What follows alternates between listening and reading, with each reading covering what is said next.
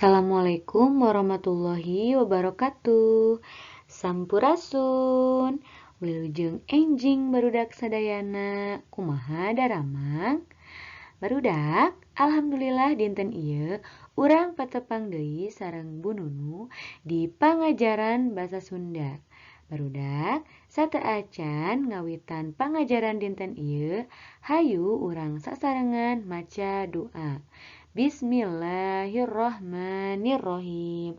Rabbi zidni ilman warzuqni fahman wa alhiqni bissolihin. Amin.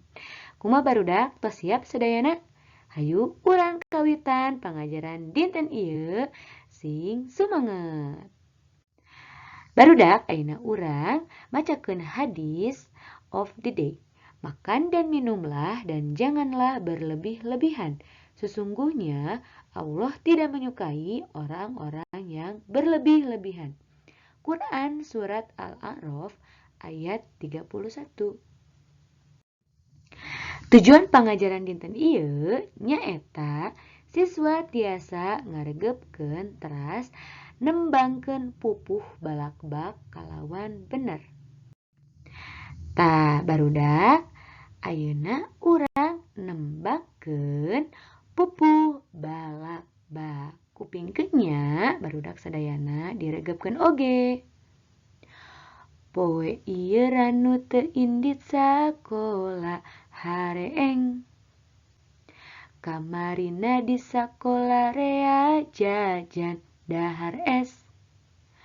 Balukarna beteng mules teu katahan barabe. Di sakola kudu apik barang dahar mangkade. Omat ulah anteng jajan sambarangan teu hade. Bisi gering hareeng kateterusan ngagoler. Mun geus gering ripuh sarerea saer teh. Mun teu cager bisine pakasa saha saer we.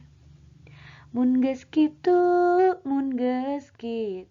jadi gujruk warga desa tong daek. Ayeuna mah urang kudu hirup sehat teu hese. Masing apik jaga diri jeung lingkungan rancage. Babarengan gotong royong sauyunan digawe. Barudak nu bieu pupuh balak-bak. Ayeuna pancena nyaeta hidep nembangkeun pupuh balak-bak nu tos Bu Nunu contohkeun. Kirimkeun nya rekaman atawa voice note-na ka WA Bu Nunu. Sing sumanget nya barudak sadayana. Ibu Nunu antos tugasna. Hatur nuhun. Wassalamualaikum warahmatullahi wabarakatuh.